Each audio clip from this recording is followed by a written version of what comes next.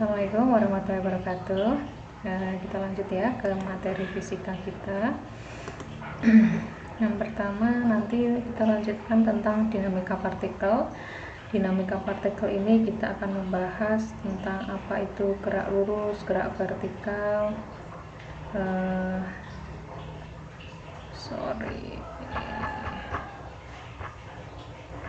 Salah ya. Bentar.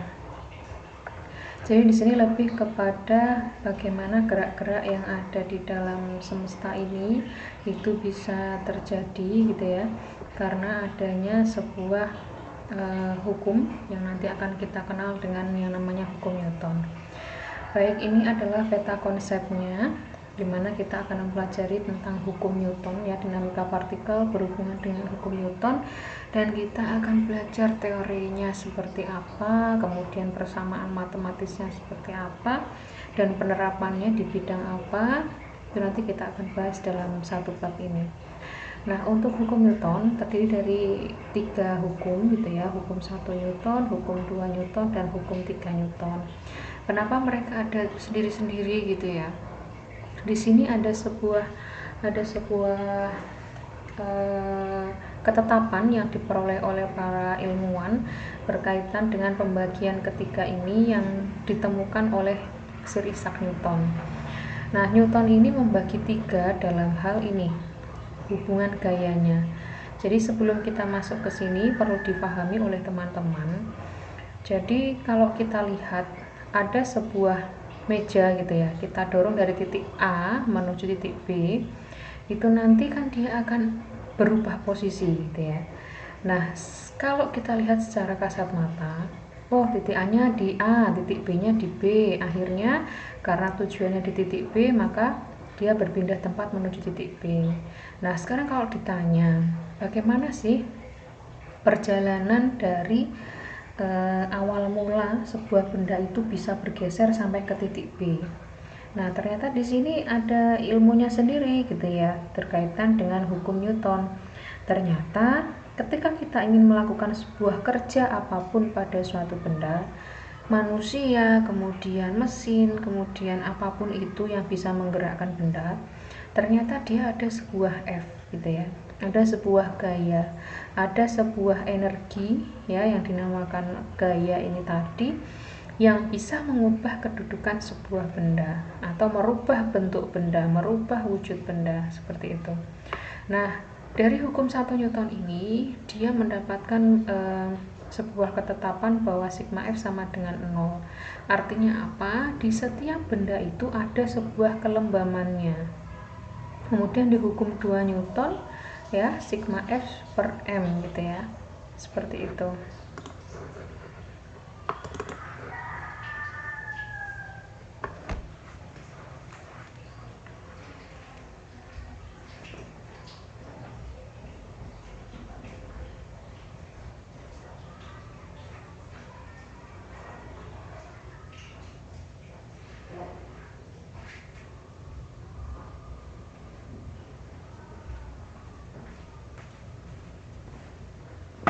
Kita lanjut ya. Nah, kemudian di hukum 2 Newton itu ada A sama dengan sigma F per M, di mana dia ada percepatan yang ada di sini. Artinya apa? Sama-sama ada F-nya nanti ketiganya ya.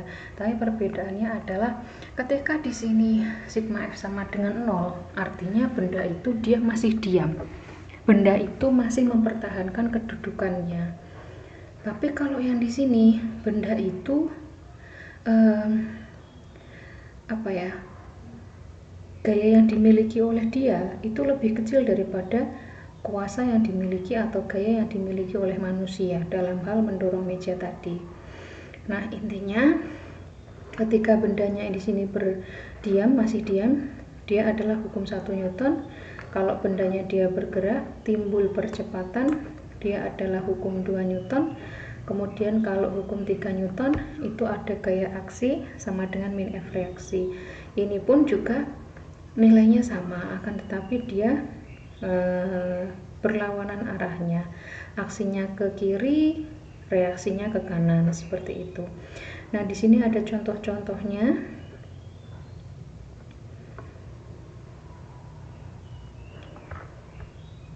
Penerapannya pun juga ada. Nah, sekarang kita lanjut ya. Anda telah mempelajari ketiga hukum Newton dan menyebutkan contohnya dalam kehidupan sehari-hari saat di SMP. Sekarang bagilah kelas Anda menjadi beberapa kelompok, diskusikan dengan anggota kelompok mengenai hukum-hukum Newton tersebut. Buatlah kesimpulan yang dikumpulkan di meja guru. Oke. Nah, hukum Newton ini yang pertama seperti yang saya sampaikan tadi, bahwasanya gerak dari hukum Newton ini pada prinsipnya dia masih berada di kedudukannya dia masih mempertahankan agar dia tidak bergerak, seperti itu ya. Ini adalah bunyinya ya, jika resultan gaya pada suatu benda sama dengan 0 ya, maka benda yang diam akan tetap diam dan benda yang bergerak akan tetap bergerak dengan kecepatan konstan. Jadi yang diam dia akan mempertahankan kedudukannya dia, nah yang bergerak dia bergeraknya konstan. Artinya apa? Tidak muncul percepatan di sini. Itu. Nah, hukum ini juga dikenal dengan hukum kelembaman atau hukum inersia. Jadi dia ingin gitu ya, masih ingin mempertahankan dirinya. Nah, ini ada sebuah percobaan yang kemarin sudah dilakukan oleh teman-teman gitu ya. Ada bola, kertas, meja, kemudian ditarik gitu kan. Ternyata kalau kita menarik dengan kencang gitu ya, antara perlahan dengan kencang atau mendadak gitu ya, nanti bola tenis akan memberikan gerakan yang berbeda. Seperti itu. Nah, kemudian di hukum 2 Newton ini agak lebih spesifik lagi karena di sini bendanya dia bergerak gitu ya setelah diberikan gaya. Nah, ini sama seperti kita belajar kemarin di vektor ya. Ini jadi ketika didorong, diberikan dorongan ke sana, hanya ikut ke sana. Ketika ditambah 2 kali gayanya, dia juga bergesernya 2 kali, seperti itu. Jadi antara percepatan dengan gaya dia itu sebanding. Nah, kemudian kalau percepatannya bagaimana? Ketika dia diberikan F gitu ya, maka dia akan sebesar 1. Ketika diberikan 2F ini ya, harusnya 2F ini 3F, maka dia 1/2. Begitu. Nah, ini adalah persamaannya, bahwasanya A sebanding dengan F dan A sebanding dengan 1/M, sehingga diperolehlah persamaan A sama dengan sigma F per M atau sigma F yang kita kenal ya, sigma F sama dengan M kalikan A. Ini ada contoh soalnya, mudah sekali ya, ada sigma F, ada A, ditanya M, itu hanya perkalian silang seperti biasa. Nah, yang terakhir hukum 3 Newton. Hukum 3 Newton ini hukum yang sangat unik, saya bilang seperti itu karena dia memiliki sebuah keunikan gitu ya, dimana ketika kita memberikan dorongan ke atas pada ini, maka ada gaya reaksi ke bawah gitu ya. Contoh semisal kalian bayangkan ada misal si pengangkat beban atau atlet ini dia berada di tempat yang becek atau berlumpur atau lempung gitu ya. Nah, ketika dia berusaha mengangkat ini ke atas gitu ya, tapi ternyata di sini ada sebuah jejak kaki yang semakin dalam seperti itu. Jadi artinya apa? Gaya aksinya ke atas, gaya reaksinya ke bawah. Diingat nilainya sama tetapi arahnya dia berbeda. Seperti itu. Jadi silahkan teman-teman, ini ada contoh lagi, ada gaya aksi reaksi yang bisa dilakukan, kemudian seperti gaya tolak peluru, kemudian gaya kita berjalan kaki, kemudian ada gaya bukan tolak peluru ya, peluru yang dihentakkan itu kan kita akan terpental ke belakang gitu ya pada saat peluru itu akan dimuntahkan. Nah, silakan nanti didiskusikan dan dikerjakan di Google Classroom. Cari contoh peristiwa yang sering Anda temui yang berkaitan dengan hukum 1, 2, 3 Newton masing-masing 5. Kemudian mengapa mobil yang kecil membutuhkan bensin lebih sedikit daripada yang mobil besar. Kemudian silahkan diperagakan ya, diperagakan di dalam kelas atau diperagakan di rumah yang menunjukkan berlakunya hukum Newton 3. Silahkan ini bisa berupa videonya masing-masing, ditempelkan di Google Classroom-nya dan dikumpulkan maksimal hari ini jam setengah 6, ya jam 6 lah ya, jam 6 seperti itu. Nah selanjutnya ada beberapa jenis gaya gitu ya, ada gaya berat, ada gaya normal dan lain sebagainya. Nah untuk gaya berat ini adalah gaya yang dimiliki oleh sebuah benda yang dia itu memiliki pengaruh dari gaya gravitasi. Mungkin ada pertanyaan dari teman-teman, Bu, perbedaan massa dan berat itu apa gitu ya. Jadi kalau di massa itu adalah benar-benar berapa kilogram yang dikandung sebuah benda. Tapi kalau berat itu berbeda ya, berat itu bukan satuan kilogram. Jadi selama ini kita salah ya, harusnya kalau ditanyakan berapa berat badanmu itu salah, harusnya berapa massa badanmu gitu kan. Kita kan mengukurnya pakai timbangan, tapi kalau berat kita harus mengukur dengan memperhatikan adanya gaya gravitasi bumi. Nah gaya berat ini sama seperti waktu kita di SMP ya, berat sama dengan M kalikan G dengan simbol besaran fisika dan satuannya. Kemudian untuk gaya normal, nah gaya normal ini ada juga ya dalam bidang fisika. Jadi gaya normal itu adalah gaya yang bekerja pada sebuah benda di mana dia ada sentuhan ya. Contohnya ini ada sebuah balok, dia menyentuh bidang datar. Nah gaya normalnya dia itu tegak lurus terhadap bidang datar.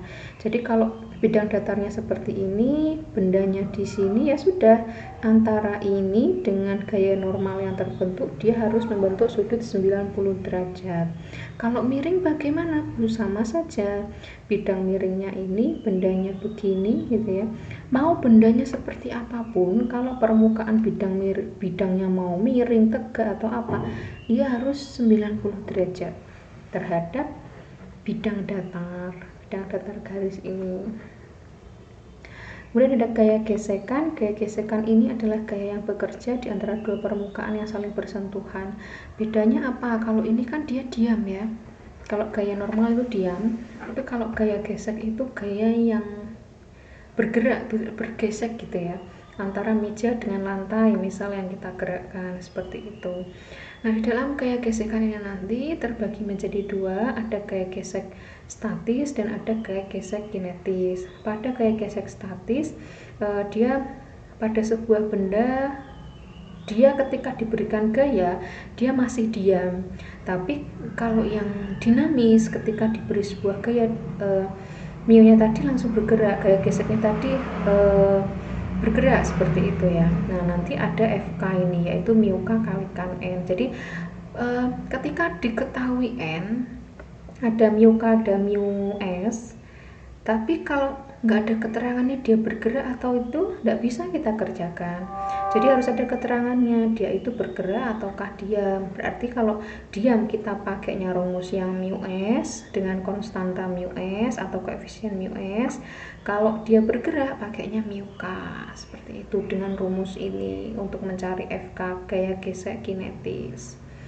Kemudian ada gaya sentripetal ya. Gaya sentripetal seperti di gerak melingkar kemarin, yaitu gaya yang menuju ke pusat ini ya, menuju ke pusat poros seperti itu.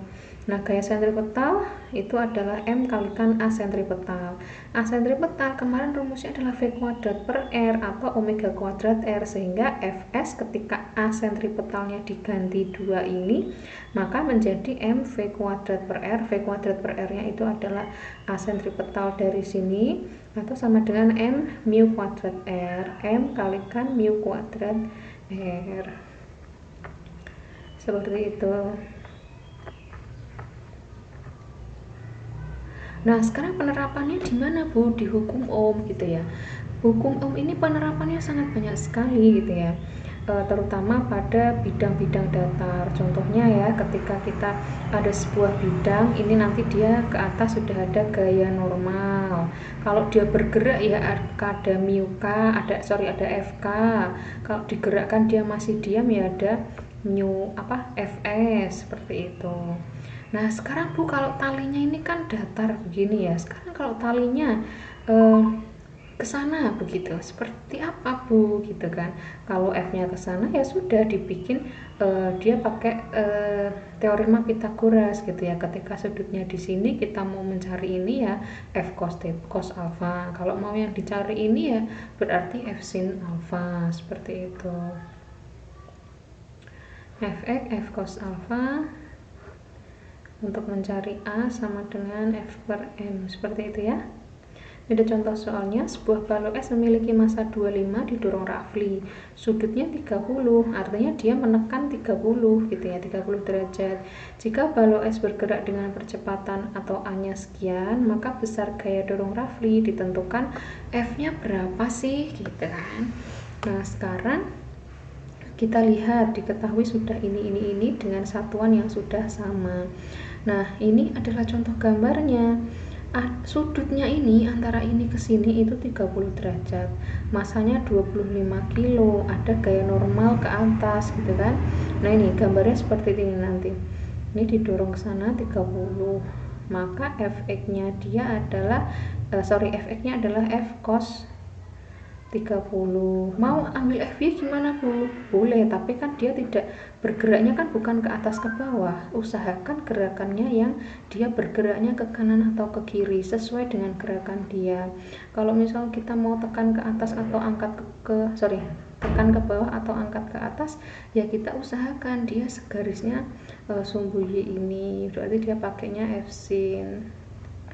Seperti itu. Kemudian dimasukkan F cos alfa sama dengan M kalikan A atau F sama dengan M kalikan A. F cos alfa tadi itu kan F ya kan, F sama dengan M kali A, F nya diganti F cos alfa, alfa nya dimasukkan 30, ketemulah 12,5. Begitu ya. Nah, untuk soal-soal seperti ini mohon dipelajari oleh teman-teman ya, karena ini adalah soal pengayaan yang banyak sekali ranahnya. Ini nanti beda soal pun juga saya ubah arahnya, itu nanti dia sudah berbeda lagi rumusnya. Jadi memang harus butuh bersabar dalam belajar, semakin banyak insya Allah semakin bisa. Nah, kemudian kalau yang dua gerak yang bersentuhan bagaimana Bu? Jadi kalau dua buah ini ada katrol juga ya. Oke, banyak ini nanti. Oke, kita jangan ke dua dulu ya, ke satu dulu biar teman-teman fokus. Coba saya carikan soal, ada soal nggak di sini?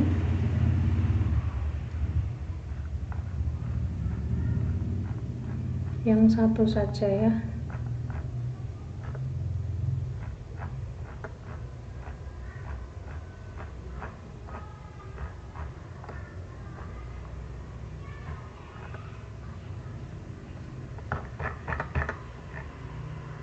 Tidak ada soalnya.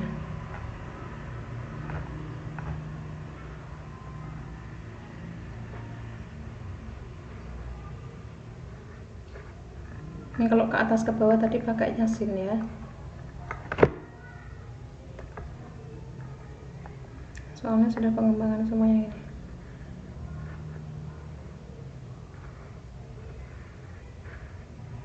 Elevator, koefisien geser. Yang bisa dikerjakan teman-teman cukup nomor 1 dulu ya. Jadi soalnya yang dikerjakan hari ini selain yang saya sampaikan di atas tadi, ditambah untuk yang ini ya, soal yang hukum Newton tadi 1, 2, 3 tadi ditambah dengan ini, begitu ya. Nanti kita lanjutkan untuk yang tumpuk 2 gitu ya. Gitu, terima kasih. Silakan mahasiswa bisa absen ya, bisa absen di kolom komentar, jangan lupa di subscribe ya. Terima kasih atas perhatiannya. Wassalamualaikum warahmatullahi wabarakatuh.